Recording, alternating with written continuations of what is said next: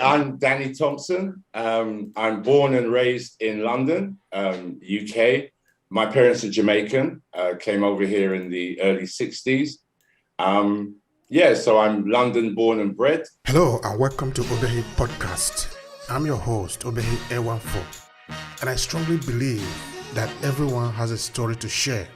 Now let's get started into this episode.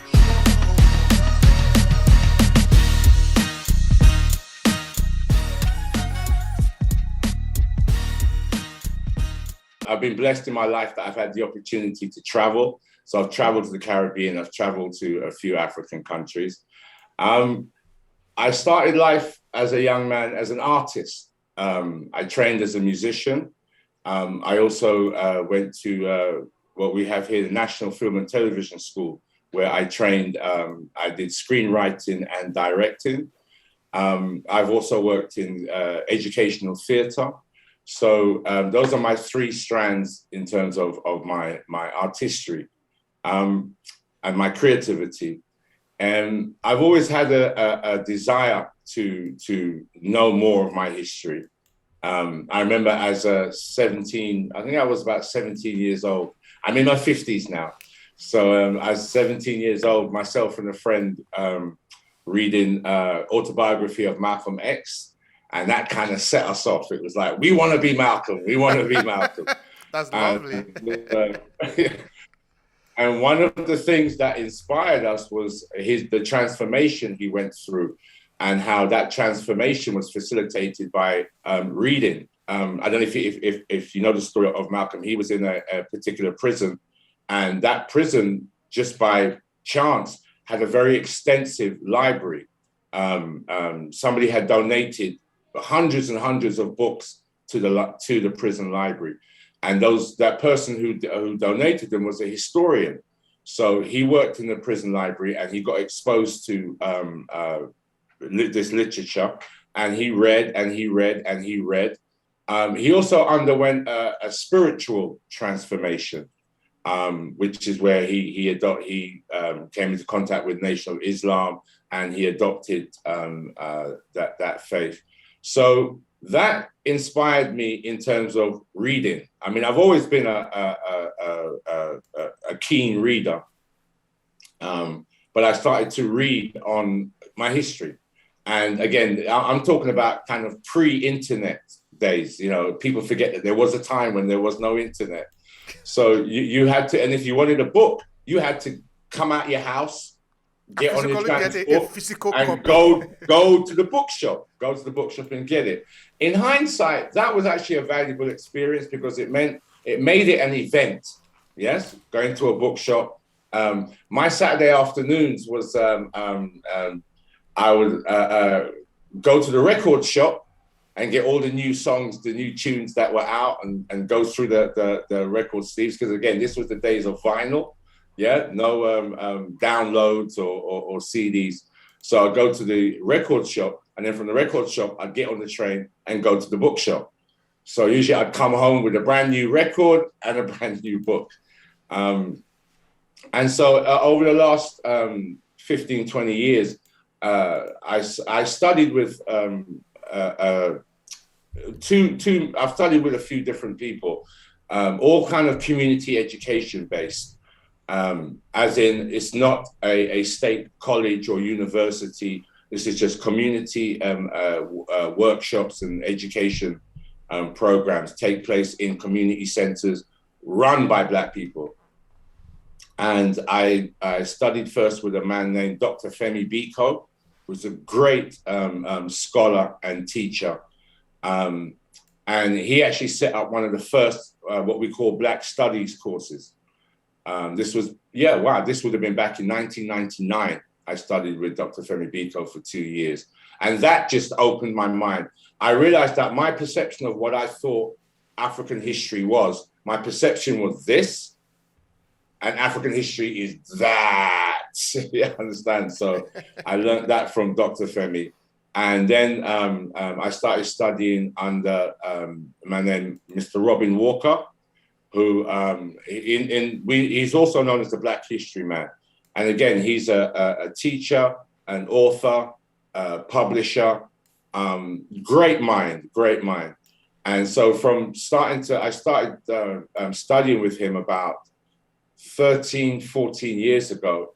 And then from a student, I became a colleague. He's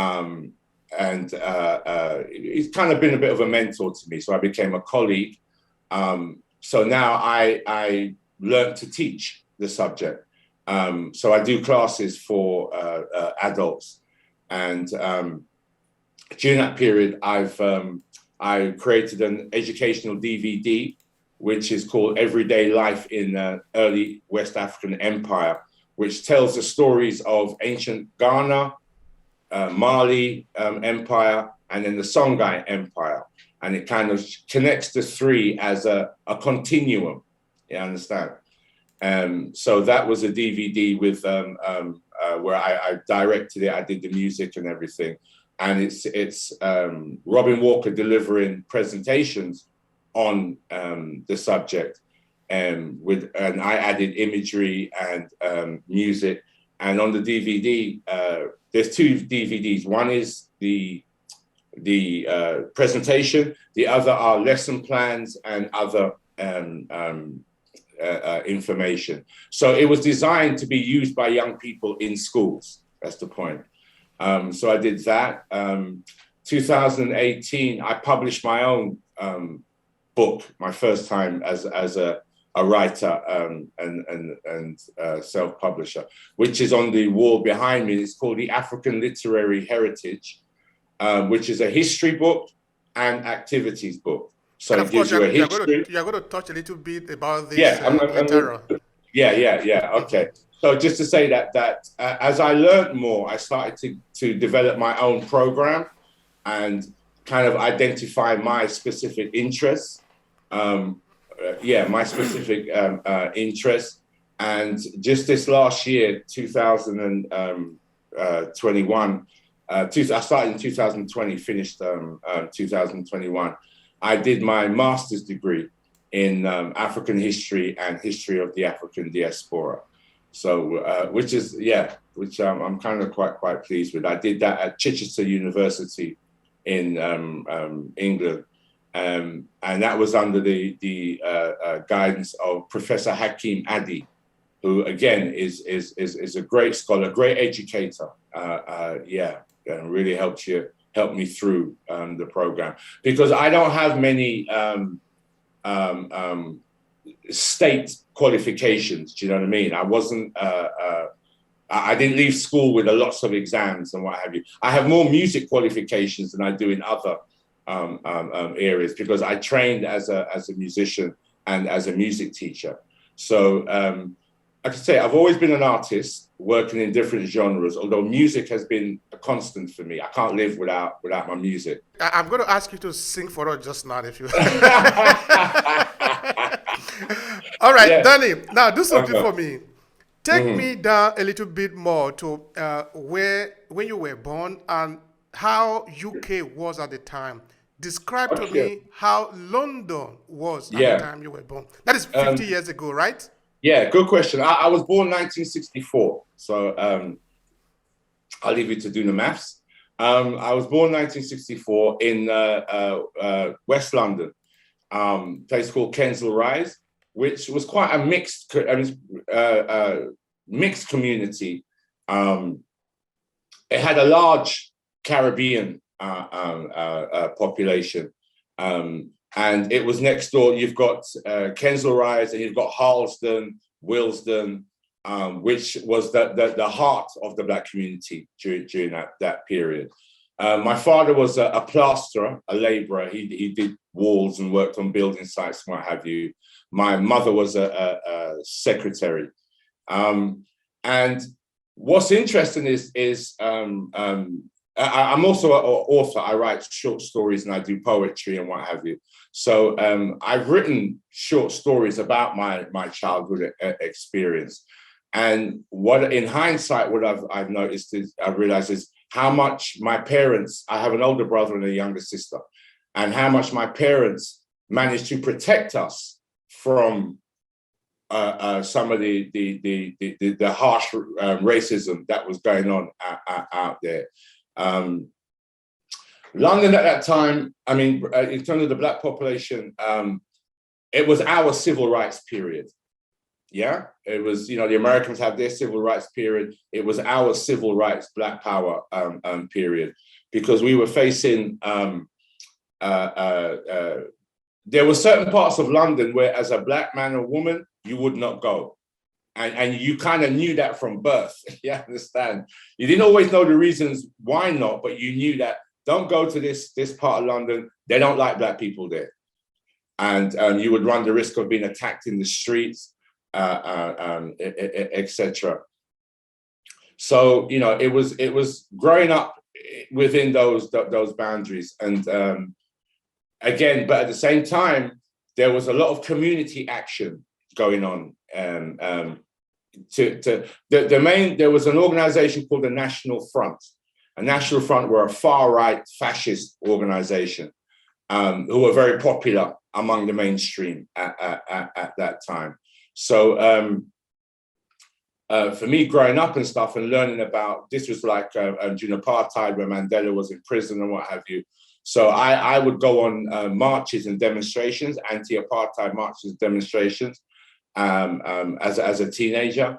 And no doubt the National Front would be somewhere trying to disrupt the march or what have you. So, when you went on a march, you had to go ready because you never knew what would happen. I think, like I say, Britain at that time, we were having our own, our own Black Power movement. There were parents' organizations, there were community organizations who came together to fight, and not just to fight organizations like National Front, but to fight the institutionalized racism.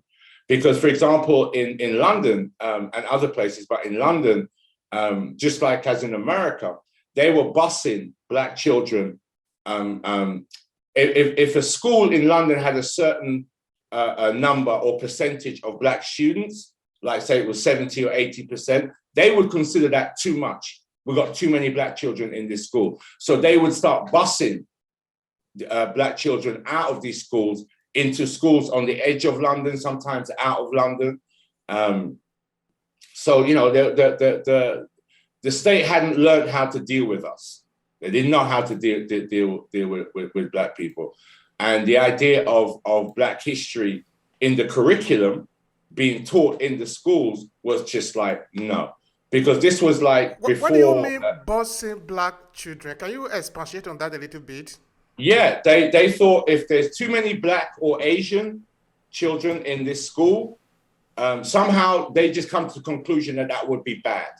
Yeah. So let me break it down. The school I went to was predominantly white, and I'd say about 30 to 40% black. Yeah. But I have friends who went to schools where there'd be like 5% of the school was black, or even less. That was acceptable.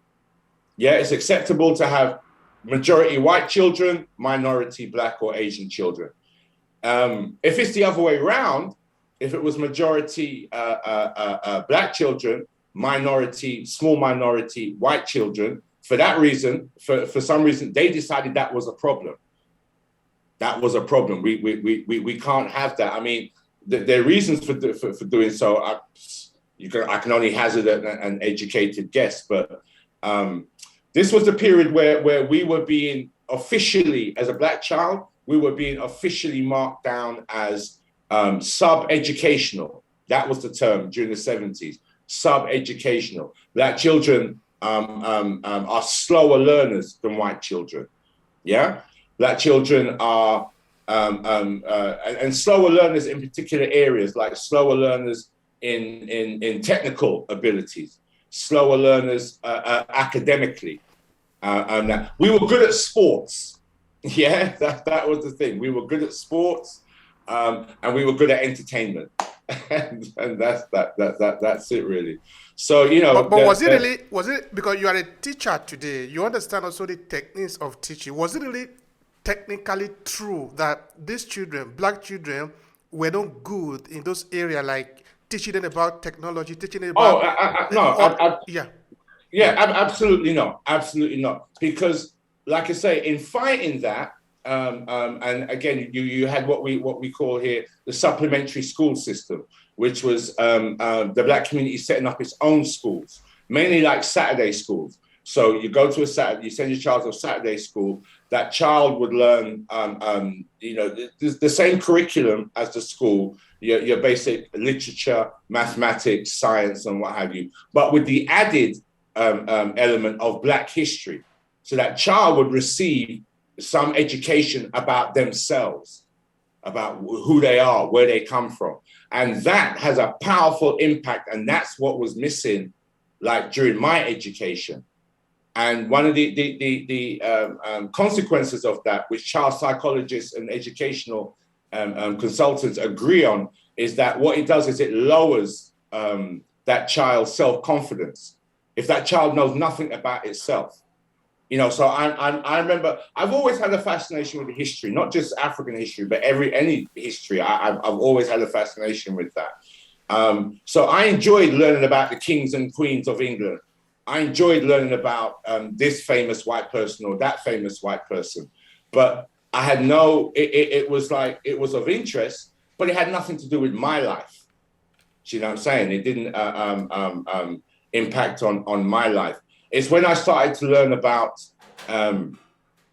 African kings and queens, important men and women in African history. That had a deep impact on me, because what it gave me was a model and the archetypes that I could aspire to.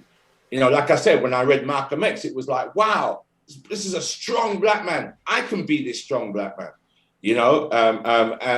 Marcus Garvey, Amy Garvey. Wow, this is a strong Black man. I can be like Marcus Garvey. And my sister can be like Amy Garvey. You know what I'm saying? That was totally missing from the English school system. It's better now, but it's still a lot of work to be done in terms of bringing that information that inspires and encourages young Black people.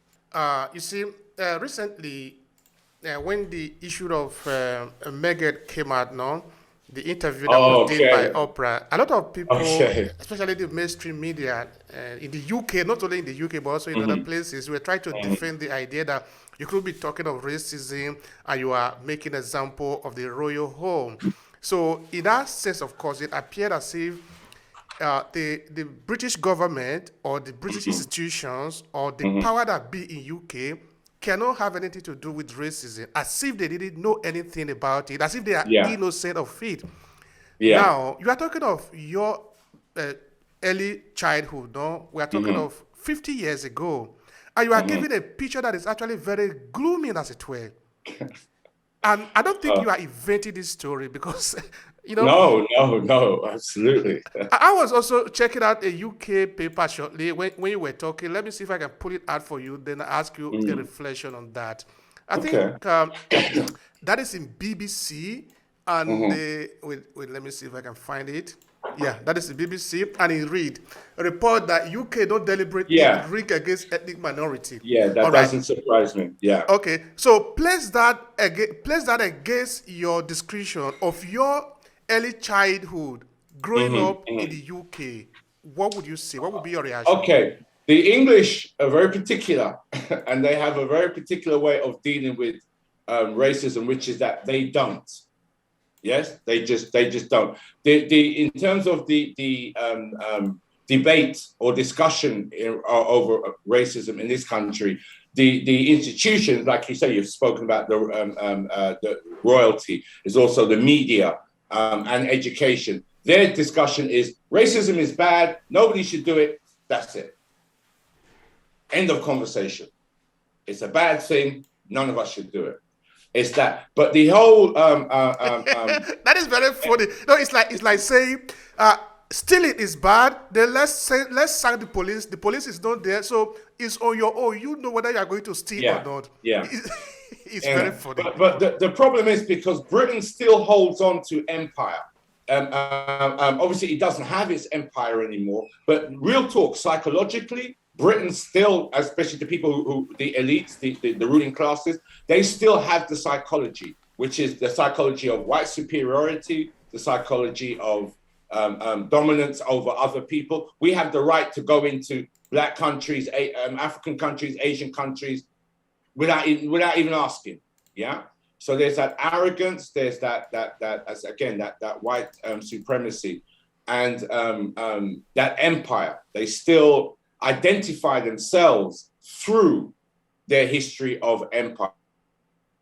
Now, what we do, the Black population, the Asian population, is we say, okay, you had your empire. What was done during your empire? Atrocities, genocide, etc., etc., etc. They don't want to know that aspect of it. You understand? And so if you bring that psychology into like today, one of the things, there was a report that came out, was it a year or 2 years ago? Big government report about institutional racism.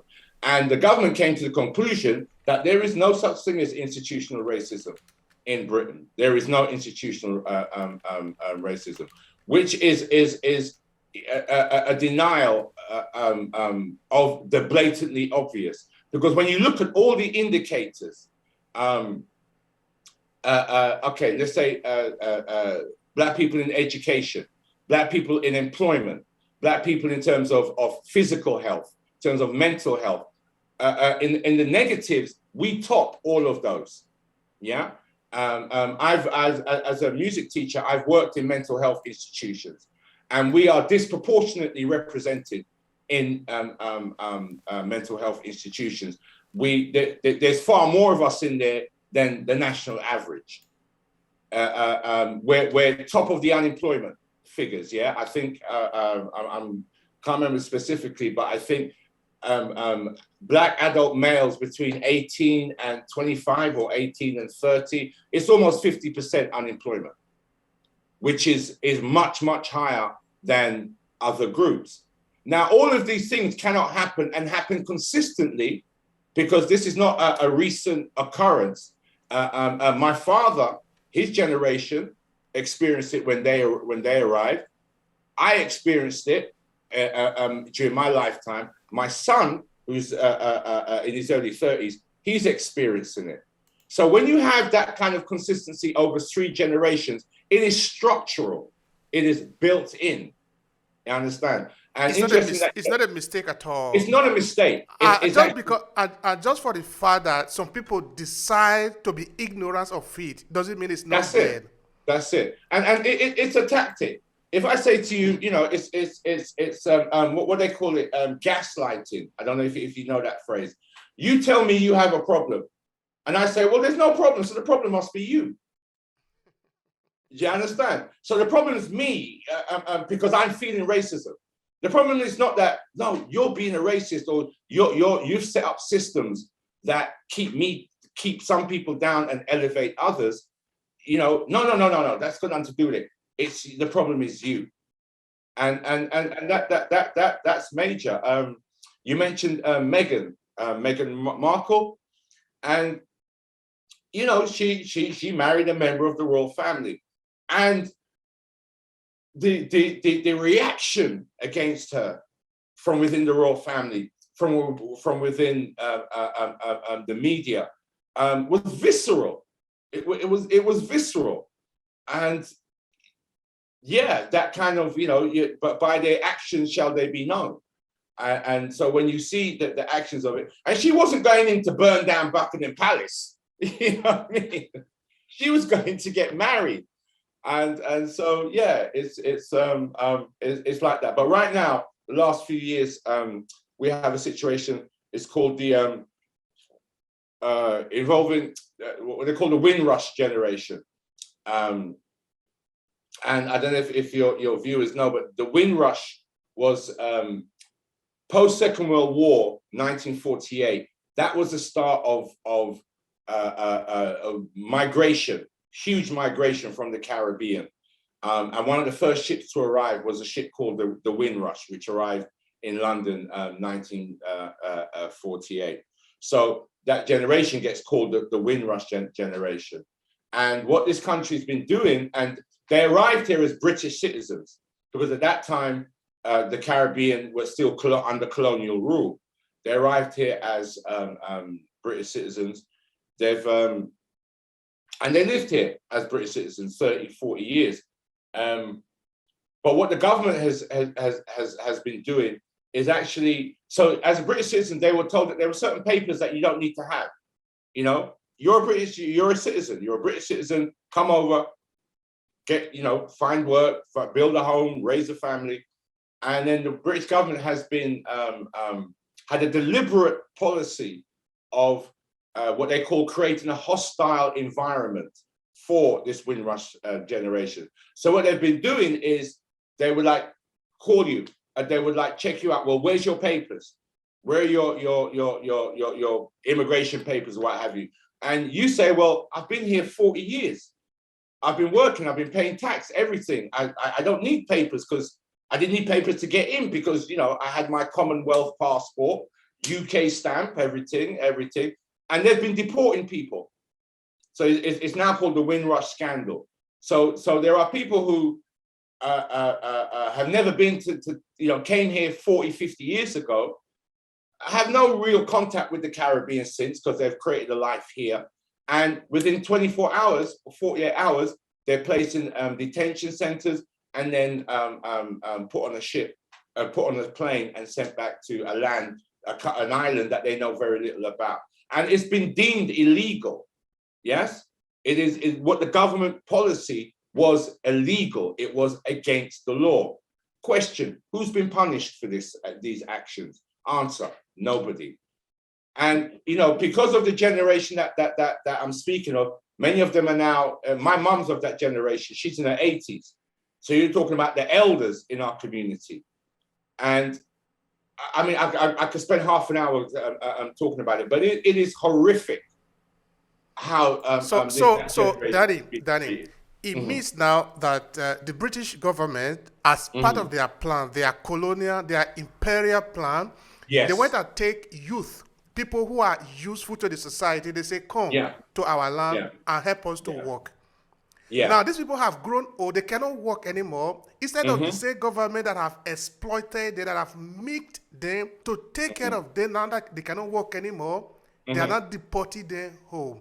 How do they even justify that? Why is the Amnesty International not pretending not to hear about it? Why are the human rights organization not aware of this suddenly?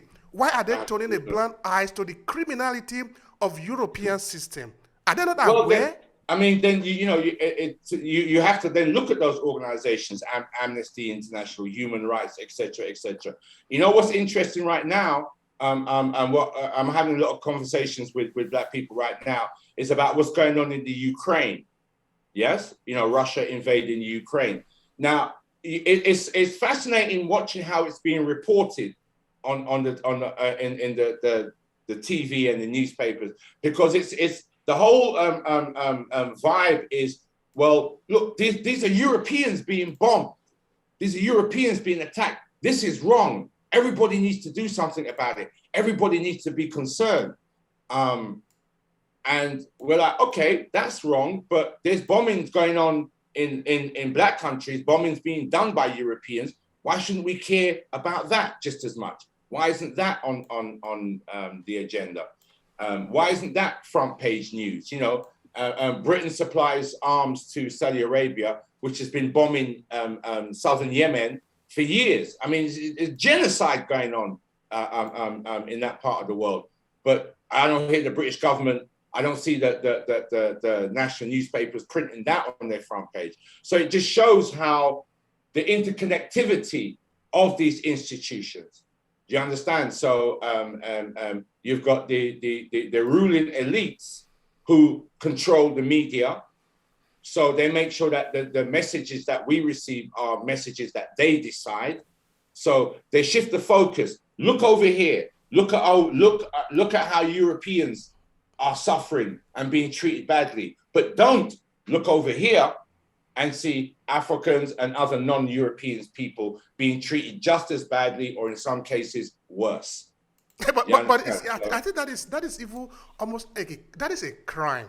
I think Nelson Mandela, when he was in US, he was interviewed, making reference, of course, to Cuba. He said something very interesting to the Americans, that just because you don't like Cuba doesn't mean I should don't like Cuba. I am not you. Yeah, exactly. I think the European, of course, they find it very easy to do because they have their puppet all across Africa, who they call their government.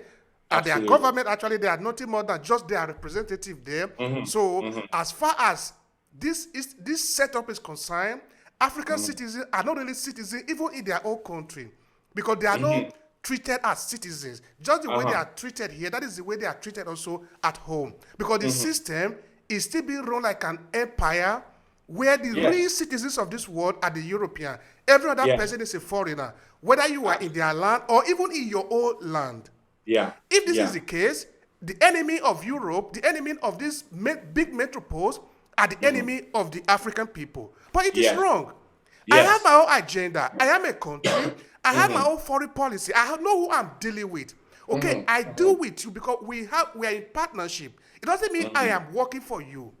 African government are not working for the European government. It's not supposed to be like that. Yeah, absolutely. Okay, there is a war in Ukraine, fine. Is what Russia doing right? Well, I don't say it's right, but don't say I must vote for what you are voting for. Let me decide according to my interest, according to how it affect my people, according to how it affect my nation. So why are they forcing it on us? Yeah, well, it's kind of, because I think controlling opinion is vitally important now, and that's the consequence of internet and social media. You and I, we can put an opinion, upload our opinion on Facebook or what have you, and the whole world can see it instantly. Yeah, that has changed the game. That has definitely changed the game in the last 20 years. So the manipulation and control of media and knowledge and information and opinion that is fed through social media is vitally important to them. Yeah, because there is a certain democracy within the internet that frightens them, because I can put what I want on the internet. Facebook can ban me and YouTube can ban me, but it will still get through. Do you know what I mean? And I can communicate with a brother in Ghana. I can communicate with a sister in Uganda, with another brother in Atlanta, with a brother in Bahia in Brazil and what have you. Do you know what I'm saying? So it's about controlling. I think, I can't remember the guy who said it, but it was like, once you train a person, you don't have to put them in prison. You understand? If you can control the way they think, there's I'm sure it's an African American who said about how, you raise a black person to believe that they're a slave, to believe that they are inferior to white people. Yeah. Once you've got that set in their mind, you don't ever have to put them in chains. They will place themselves in a subordinate position because they believe that's their rightful position. And that is absolutely true. Yeah, and the role of media and the role of government-controlled media, of the wealthy elites who control media, etc., is to keep us in that subordinate position. Now we're speaking as African people, but it's not just us. It's in this country, like the white working class, yeah, the low income or no income white working class. The government hates them almost as much as they hate us. Do you understand? So it's a tactic and a strategy that's used across many different people. Obviously, my interest as a black man is how it's used against us and how we can combat that. Thank you very much for that. Of course, we are going to be going into a little bit of history just now, which area you are working in, how it affects us. But just before we move there, I want to show you this image I found very interesting. Okay. And then I'm going to ask you a question relating to that, which is saying that the British is designed to destroy the mind. That is that's an article. Yeah. Do you know the brother in the picture? Do you recognize him? Yeah, please go. So Star Wars. He's an actor. Yeah. Mm-hmm. So what I'm going to ask you, Danny, is you see, you were born 50 years ago. You give a clear picture. Of course, you even made a very nice analogy talking about your parents who have suffered the same fate, you, and even your son. With me, it really hasn't changed. If the British are just pretending that the racism is not part of the system, they are lying. Racism is part of the system. It's what helped it. I tried to define it recently. I don't know if I can give a clear picture of it right now, talking about what happened in Ukraine. That racism is a system that helped the Europeans to commit crime against other people, but because they don't want to feel guilty, they look at it as a way of protecting their own survivor. But okay, what of other people? Why do you want me to see it from your point of view? You just slap me. Of course, you are not the one feeling the pain, but have you asked me if I feel the pain? I don't ask you to tell me how it hurts me. I am the one that will tell you how it hurts me. So what I'm saying here is, do you really see the change since when you were born in UK, take London for example, right now? What has changed? I think that there has been change, and there is change, and the change is occurring on different levels. I think, like again, I work with young people. I work with adults and also young people, and I think the psychology of young people has changed from generation to generation. I think this young generation now, they have a confidence and a self-belief in themselves as young Black people. And they have no fear in saying that. I have no fear in expressing that. They have no fear in challenging the system. And because of that, like I was chatting to a sister just a couple of days ago. She works in university, and she was telling me that last year was the highest number of Black students graduating in universities, particularly in the legal, solicitors, barristers, etc., was the highest number ever, the highest percentage ever for Black people in this country. And those, they're coming with an Afrocentric mindset, yeah? So they're not coming to serve the system. They're actually coming to challenge the system. And they have the intelligence and the knowledge of the system to be able to challenge it, yeah? Which wasn't necessarily the case when I was a child, or was the case, but on a much smaller level than I was a child. There are conversations, as I said, the British, they try to squash the conversations, but those conversations are being had, and those conversations are being had in institutions, yeah? The history, like, for example, Britain's history of slavery in the Caribbean, that is being revealed. The reparations movement has been putting pressure on the banks that were involved and other institutions that were involved for them to reveal your records. It's there in paper now. It's written. You can't deny it. Here's the sheet. That's your signature on the bottom. And so what are you going to do? You need to provide reparations. If that reparations comes in the form of providing educational opportunities for Black folk, then yeah, that's one method. So I think that there has been a change in the mindset. And if you want to change the action, you have to change the mind. So I'm looking forward to as an elder myself, I'm looking forward to see where these young people are going to go, because they are changing the game. They are changing the game. They're getting involved in things that, when I was a young person, there were things that's not for Black people. This activity is for white folk. That's not for, that's me do that? No. This generation, they don't play that. They want it all. And they have the ability to take it all. And I think part of that is the growing realization among many that we have to do it by ourselves, for ourselves. These institutions are not going to do it for us. That we are stronger when we do that. We are stronger when we work for ourselves, by ourselves, for ourselves. And I think that is manifesting itself now in various groups. I'm in Black business groups who are carrying that philosophy. They want to make money, and they want to put that money to use in their community. And they want to make that money by raising up their community. That is a key word there to pay attention to. Very, very important. The money is important because they are racist. They are racist against the Black community, but they are not racist against the money coming out from the Black community. Absolutely. So if they are interested in our money, they were equally interested in our money, and we want to use the money to develop our community.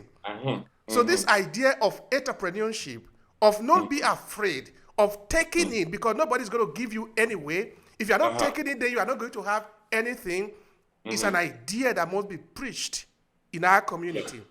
Yeah. Because that is just a simple plain fact. Nobody's going to give it to you. And I'm glad to say I'm seeing it happen because like it's almost like a movement of buy Black. Yeah.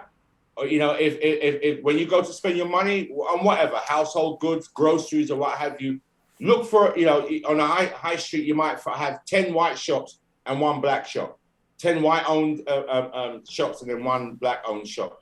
Go spend your money to the Black person. Do you know what I mean? And that mentality and that psychology of being aware that we as a community have a strong economic power. We have a strong economic potential. What do we want to do with that potential? Let's put that money so it circulates within the Black community. I spend my money in your shop. That gives you more money to come spend in a Black woman's shop, which gives her more money to go spend in my shop, etc., etc. And the wealth circulates and uplifts. That is very important. Anyway, you know, here in this podcast, we have a lot of atrocity to talk about. Because, for example, look at the life of Marcus Garvey. Look at a man like that who will be able to organize all the Africans together, understanding the importance of the unity of the people. Because it is only when the people unite that they can pull it out. Because, you know, one thing is simple, no? There is a lot of fear out there that, okay, you know, we in Africa, if we decide to take our resources, the European will just declare war and they come to conquer. No, the European cannot do that. The reason is that I think the civilization have gone beyond that. But they're not going to help you. If you say you are on the ground just crying, they will come and make sure that you remain there on the ground. Yeah, absolutely. But how are we supposed to free ourselves? We stand on our border and say, okay, you are coming in. Are you an enemy or a friend? Okay, now, let me ask you a simple question. You go to prisons in Europe. It's full of Africans. Now, you flip it around. Go to prisons in Africa. How many Europeans do you see in our prisons? Does it mean that Europeans do not commit crime in Africa? Are they angels? Great analogy, yeah. Because we are not playing a level playing field. I repeat before, because they still see African and the African community are just their little Negroes. So they can run, they can use them the way they want it. And this is for the fact that we have not understood the message of Marcus Garvey. That we as a people must organize ourselves and we must stand on the gate, be ready to die to defend what we have, who we are. Then the person that is coming, they need to understand we are ready to do that. They will either go back or negotiate on how they want to come in. And that's where history comes in, because history gives us lessons that we have done this. History shows what African people can do when they unite. And that when they do unite, they are an unstoppable force. I mean, we can go back to, say, the Haitian Revolution, where, you know, Africans on the island of Haiti rose up against the enslavers. And it's important to understand that they fought the French, they fought the British, and they fought the Spanish. Over a period of years, I think over a period of 10 years, they've defeated the French Navy, this Navy, that Navy, just through unity and strategy, and a point that you've hit on, strong leadership. And I think that's a major problem in Africa, is that we don't, in the government circles, we don't have the leadership. and in the Caribbean, that we don't have the leadership that the people desire. The people want a way out. So, you know, it's education. The more we know about ourselves, the more we understand what we are capable of. So when somebody says, well, boy, I think many of us, I don't say many, but some of us have this attitude of like, well, Charlie, European, they're just too powerful. They run everything. You'll never be able to turn it over. You'll never turn it over. My brother, my sister, yes. Because if we hadn't done that, me and you could not be having this conversation right now. We would still be on a plantation somewhere. Why are we not on the plantation system? Because we fought back, because we destroyed the system of enslavement. We destroyed the system of colonialism, which during their times was seen as eternal. Yeah, those systems were put in place and they're going to last for eternity. Always the European ruling and stuff like that. We have shown by our actions that this is not the case. And we have shown by our actions what we can do when we come together. And the European knows this, which is why they are so desperate to keep us out of certain areas. I use the analogy of sports. Yeah. Growing up, you know, I was into football and things. My being Jamaican, cricket. My dad was a big cricket fan. But something like golf. Golf was a white man's game. I've never played golf. That's what rich white folk do.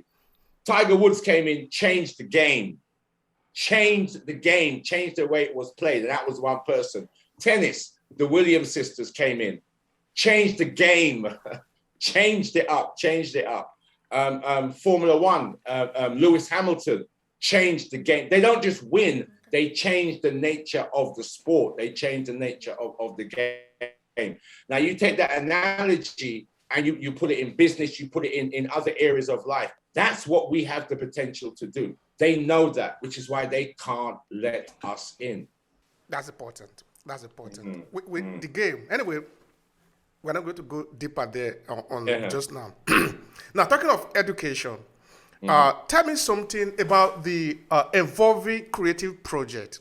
Tell me about that.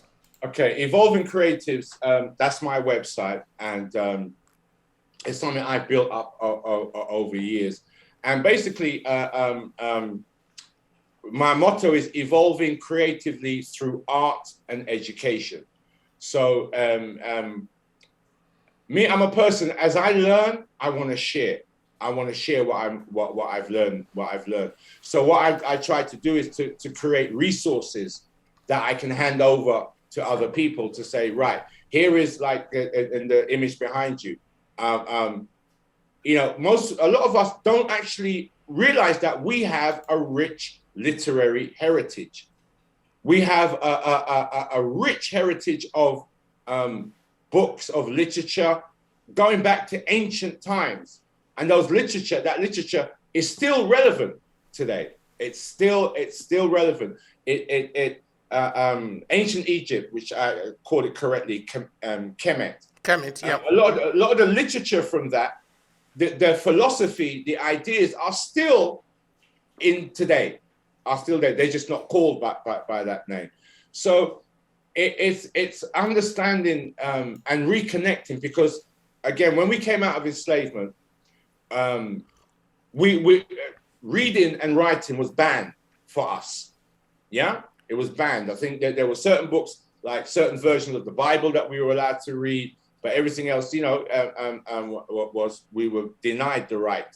So I know that scholars calculated that in America, the abolition of enslavement, I think the black population was 96% illiterate, which meant 9.5 out of every 10 can't read. And similar figures for the Caribbean, 9.5 out of 10 can't read, because we've been denied the right to read and write over generations. And because of that state, and because of the denial of our own historical knowledge, what we forget is that we were the original writers. We have written the greatest body of literature in history. But if you think of yourself as, well, I'm illiterate and my history is illiterate, you won't even look for it.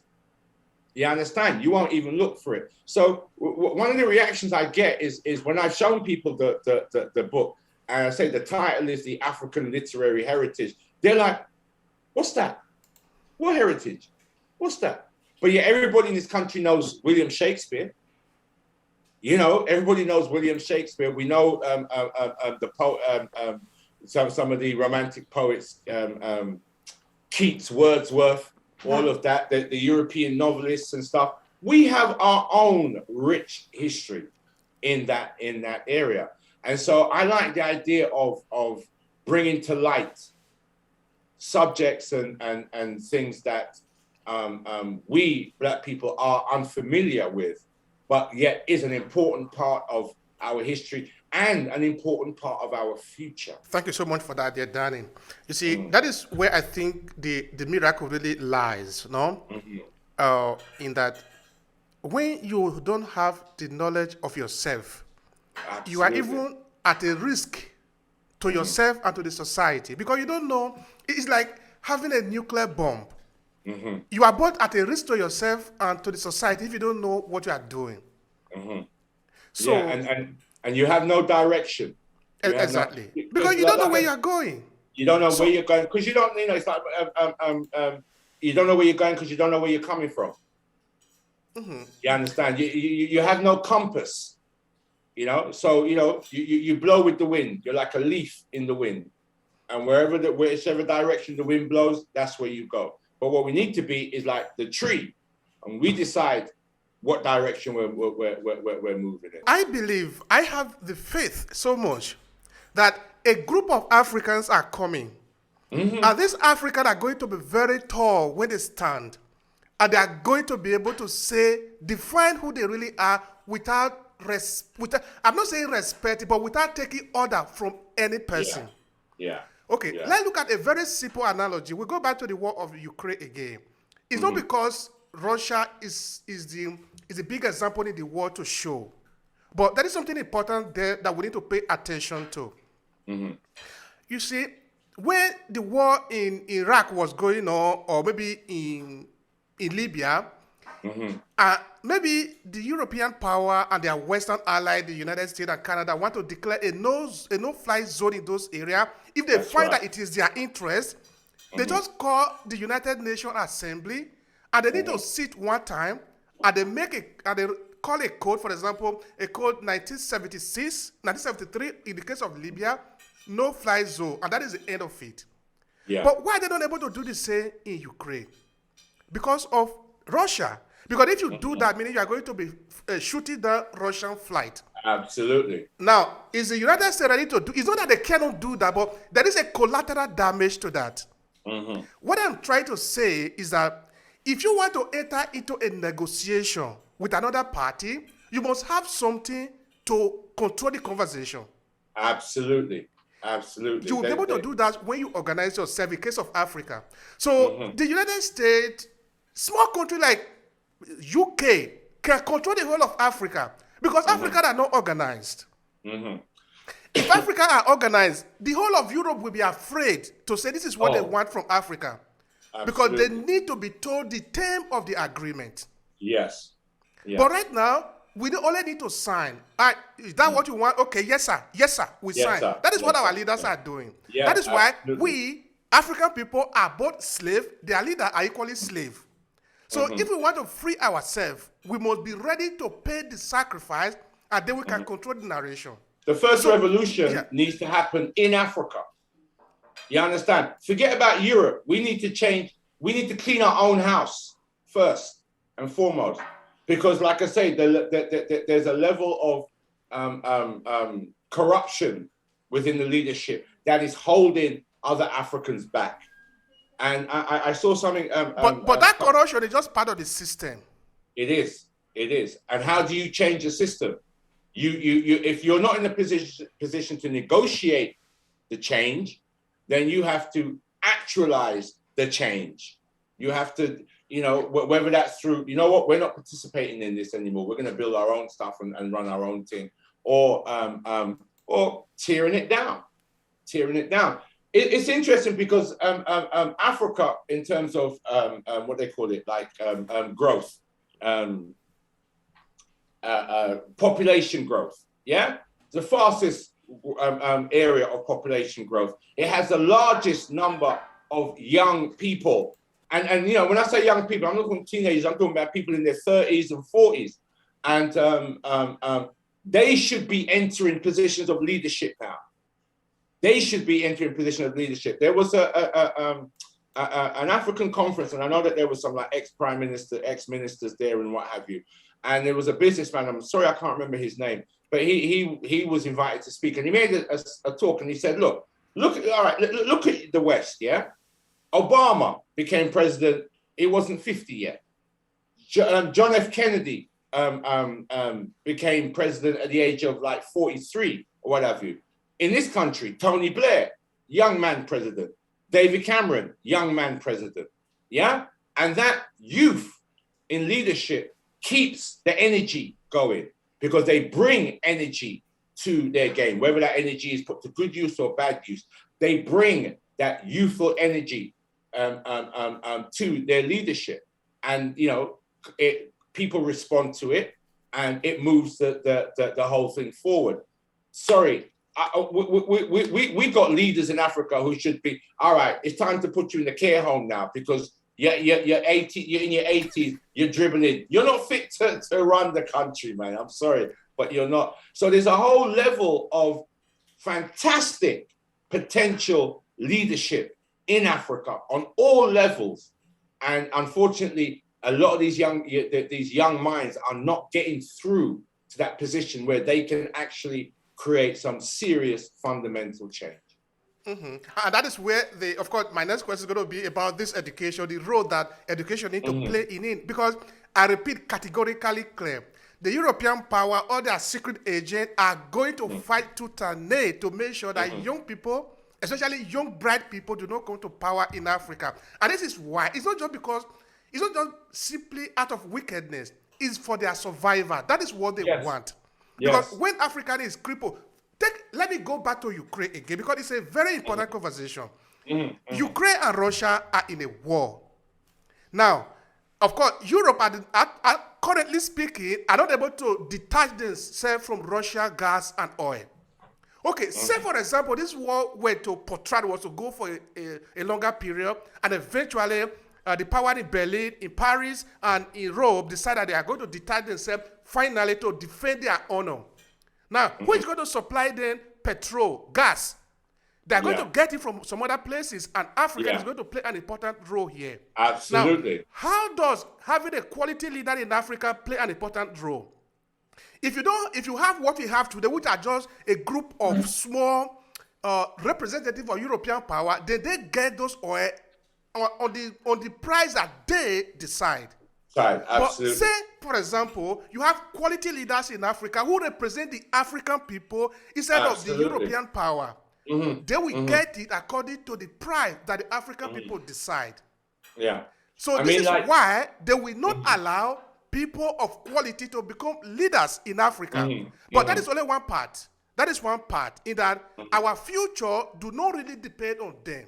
But we will be prepared to pay the price to own our freedom. What does the role of education play in this? Right. Okay. The example you give is brilliant because just this last week, Boris Johnson, Prime Minister, went to Saudi Arabia to try and negotiate an oil deal with them. Yeah, because you know the Russia-Ukraine thing is blocking off the oil supplies, and oil prices are going up, and energy prices in this country are doubling. They're going up. You know, people are struggling to pay their energy bills. The Saudi Arabians and whoever the Middle East people have the oil, whether you agree or disagree with them or not, they have a strong sense of their own identity. Yeah, they have a strong sense of their own identity. They see themselves as equal, if not better, than the Europeans. They don't have that subserviency. They're not afraid to challenge the Europeans. They're not afraid to dictate terms to the Europeans. History gives us that mindset, yeah? Because history is not just names and dates and places. Oh, King so-and-so in this time and Queen so-and-so in this place. History describes a process of how we got to where we are today. History reveals mistakes that were made. History reveals strategies that worked. Yeah. And education changes the mindset. We in our classes, I use this thing. It's called programming creates feelings. How you're programmed, how you're raised, how you're nurtured creates feelings. Feelings creates actions. Actions create results. Yeah. Now, if we've been programmed that, you know, we're helpless. We're just these little small people. We're helpless in the face of whether it be Europeans or in the face of corrupt leadership. If that's our programming, then our feelings are going to be, well, boy, we're small. Our actions are going to be small, and the results are going to be small. So if we change the programming, which is changing the education, it changes the feelings, which in turn changes the actions, which in turn changes the results. Yeah. And again, if it's about understanding, just like the context of the last 200 years, where we were 200 years ago is 2022. 1822, what was the situation of Black peoples around the world? And what is the situation of Black peoples today, 200 years later, 2022? And what were the actions that were taken during that period that has brought us to where we are now, whereby relatively we are experiencing a level of freedom that we haven't experienced for 5 centuries. We did that. We did that. The worst thing that European has done to us psychologically, emotionally, spiritually is to make us lose belief and faith in ourselves. And faith is important because, like many, I was raised in the Christian church, and I went to churches with white Jesus here and white Mary there. So I learned to worship white people.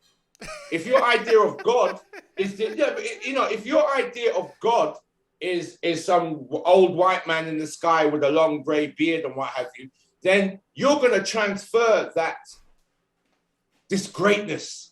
You're going to transfer that into white people who look similar. What again, in terms of my historical studies and my own journey, I've learned to embrace African spirituality. And the number one is, when I look in the mirror, I'm looking into the face of God. Because whatever you are, God must look like you. Otherwise, how can you call yourself a child of God? Thank you so much. The child must look like the parents. You know what I mean? So okay, you see, this is a common sense.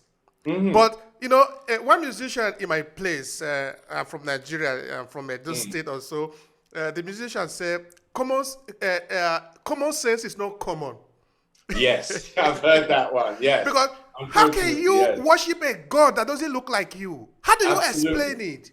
That the God I need to worship, he look like an Italian. Yeah. If I'm an Italian, it makes sense. Exactly. I'm not an Italian. I am a Nigerian. Exactly. Does this God understand Pidgin English?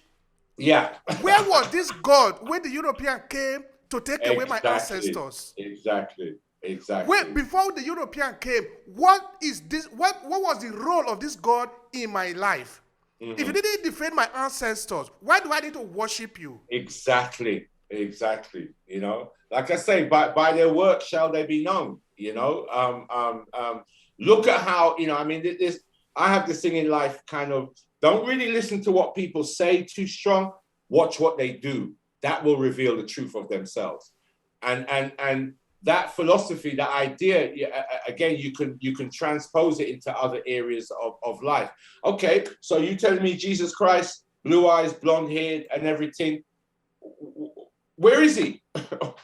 If he's my God, then why are my people being allowed to suffer, etc., etc., etc.? But that's a whole other conversation. But I mean, I'm giving that as an example of learning to put us first, learning to put our needs, our desires first.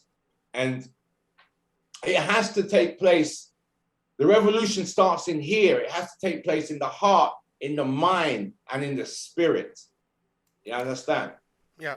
Thank you very much there, Danny. Now, in a more practical sense, say on the street of Berlin, where you have a lot of Africans today, in Paris or in London where you are, how do we go about this education of helping the younger people to understand their bearing in the world? That they don't need to be afraid. The Europeans are not superior to them for the fact of being a European. Absolutely. That they are equal to any type of thing. How do we pass this knowledge to them? Because really, I think that in Africa, there are those who suffered. There are those who will interpret that suffering. There are those who will pass on the re-education of that suffering. Then there are other generations who are going to take action based on that understanding. Our generation, are not going to free Africa. Let's be realistic.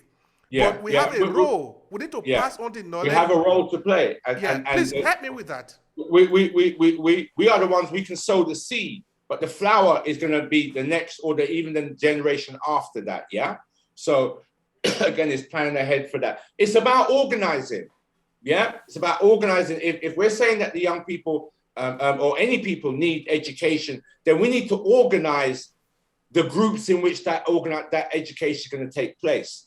We need to understand the nature of the education that needs to take place.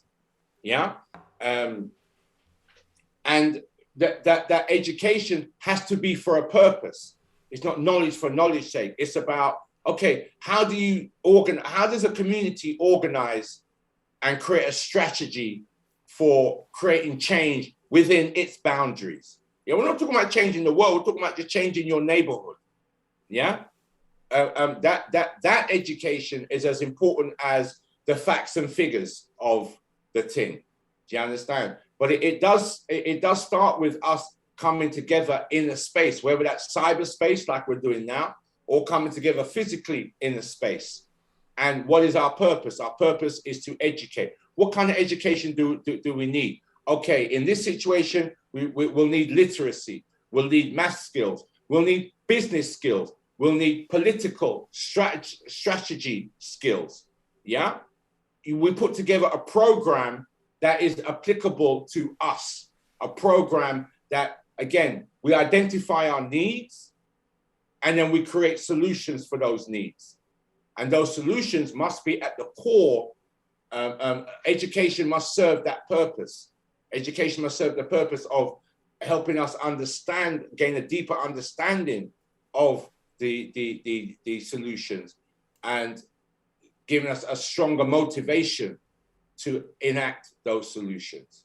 You know what I'm saying? But we have to move away from this idea that, well, we're helpless, and that, I'm sure you know of conspiracy theories and the new world order and stuff. Now, I'm not saying that there isn't truth in some of that, but we're in danger of, making your enemy stronger than they actually are. Do you understand? You can create a mythology in terms of, well, white people and the Europeans and their secret societies, they control everything. You'll never be able to break it down. Nah, come on, bro. History shows you how it can be done because it's been done before. History is the rise and fall of civilizations, the rise and fall of cultures, even. The Roman Empire, at its height, they called Rome the eternal city. Why? Because no Roman could conceive that there's going to be a time when there's no Roman Empire. There's going to be a time when there's no Rome, capital of the world, not capital of Italy, but capital of the world. That was inconceivable. But it happened. It happened. And when you study how it happened internally. The people started to rise up and internal and external forces. But all of them, you can go back to, Persia, all great empires think that they are going to last forever. And they pass that on to the people who believe it. The people who receive the least education believe that the powers that control them are infinite.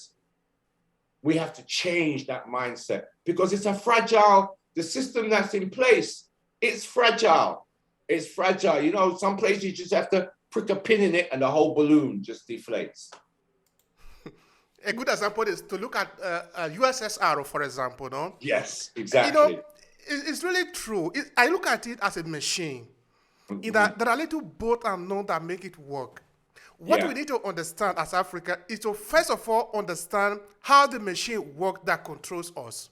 Yes. So that we can then go and reconstruct our home, because we also have a machine. Just as somebody has put a lot of blockade in that machine, it's not working. Let me give you a lot of very simple instances. Mm-hmm. I am from Nigeria. Nigeria is one of the top oil producers in the world. Yeah. This is how it works in Nigeria. Mm-hmm. Nigeria government extract this oil. They have some people outside of Nigeria. They take this crude oil to them. They will refine the oil somewhere and then bring it back to Nigeria. Okay, let's explain. By doing that, the Nigerian government had denied its own people the opportunity of understanding how to refine oil. One, it have denied the people of opportunity of getting job. Two, it have denied the people the opportunity of bringing out very many resources that you can get from the secondary production of oil. Chemicals and plastics and what have you, And this might appear like the people in Aso Rock, in Abuja, are stupid. No, it's not because they are stupid. It's because the British government, the European government set it up this way. And they make sure that their mafias are everywhere controlling them so that it's not out of it. Because going out of it is against them. Meaning they need to go out of business enough. They are not ready to pay. European government are, they want to take it, but they don't want to pay the cost. Oh, absolutely. That is what the whole concept of racism is about. They want to take from you without paying for it. Yes. Because that's what they used to with Africa. They came to Africa, they never paid for nothing, they tried to just take. You understand? So it's the same mindset that's working there. All right. Now, we have talked a lot of things here today. Of course, all of them are very important. It is important for our community. That is the only thing that will represent our community. We need to survive, no? Now, how can people connect with you to benefit from what you are doing? This is a small moment for you to advertise yourself. Please go ahead. Then visit my website, which is www.evolvingcreatives.com.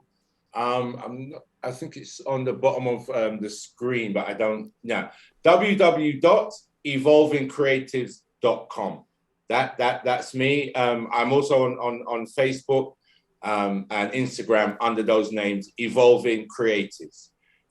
That's me. Please get in touch. I mean, I'm actually planning. I'm in discussion to visit Ghana in a couple of months and do some teaching out there.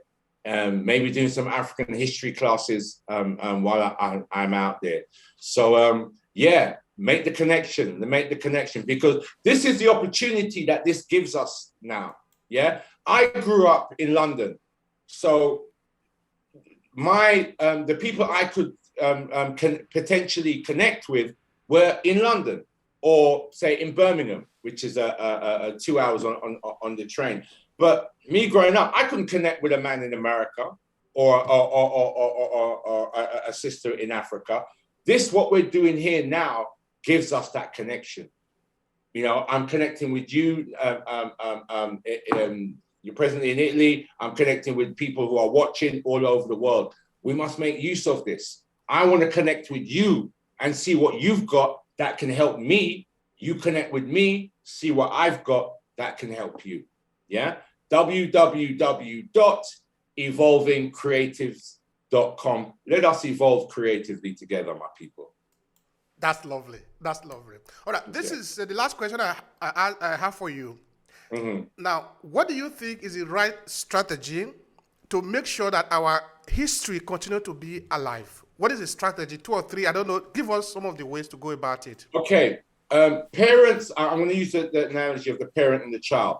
And I'm a parent myself. So parents can't teach their children what they don't know, what the parent doesn't know. If I don't know how to do this, I can't teach my child how to do this. So there's a responsibility for lifelong learning. It's not just the youth, it's the elders too. We have a lot of knowledge to pass on in terms of our own experiences and the oral traditions, etc. But it's about creating our institutions, whether that's a local institution or an international institution, but creating those local situations where knowledge can be passed on. There is a wealth of knowledge. Let me give an example, and I mention it in my book. During the medieval period, Africa, right up to the point where the first Portuguese arrived, and going into that time again, there are over 1 million manuscripts, 1 million books that are still survived today, that written by Africans of that period. Yeah, it shows you just the level of literature that we were dealing with. There's information in that books. There's knowledge in that books. There's science. There's wisdom. There's technology in that books. In order to recreate something, you have to have an understanding of how it worked in the first place. Yeah. Whether you want to build something, whether you want to deconstruct something, you have to have a knowledge of how it worked in the first place. So we need to understand the systems in place that are there to keep us down. We need to understand how do those systems work.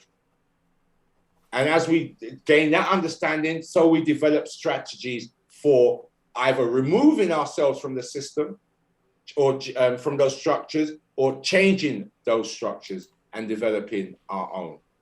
So it really is and I don't single out one area as more important than the other.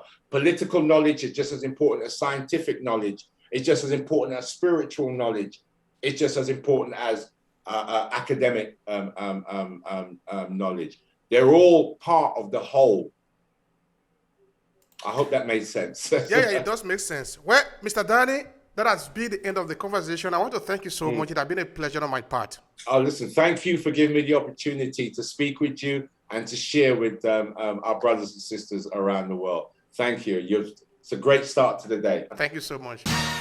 If you enjoy this podcast, make sure you subscribe so you never miss any of our future episodes. Rate and review Obehi Podcast and share with your friends who might need it. I remain Obehi Ewafo. Thank you so much for listening, and talk to you in the next episode.